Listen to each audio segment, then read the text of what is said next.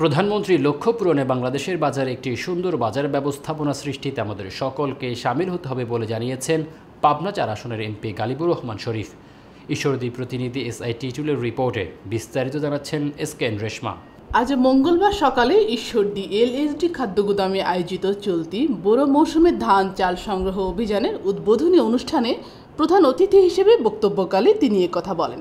LSD খাদ্যগুদামের SMO Mahfuz Alam প্যানেলের সভাপতিত্বে এ সময় ঈশ্বরদী উপজেলা নির্বাহী অফিসার সুবীর কুমার দাস, উপজেলা খাদ্য কর্মকর্তা শাহিনুর আলম, মুলাঢুলি CSD কেন্দ্রীয় খাদ্যগুদাম কর্মকর্তা আব্দুল হান্নান, ঈশ্বরদী উপজেলা প্রেস ক্লাব সভাপতি ও জাতীয় সাংবিধানিক সোসাইটির কেন্দ্রীয় সাংগঠনিক সচিব তহিদ আক্তার পান্না, কৃষি অফিসার মাহমুদা বেগম সহ বিভিন্ন প্রিন্ট ও ইলেকট্রনিক্স মিডিয়ার সাংবাদিকরা উপস্থিত ছিলেন। চলতি বোরো মৌসুমে ঈশ্বরদীতে মোট 16,539 মেট্রিক টন চাল, 280 মেট্রিক টন ধান ও 364 মেট্রিক টন গম সংগ্রহের টার্গেট নিয়ে এই সংগ্রহ অভিযানের উদ্বোধন করা হয়েছে।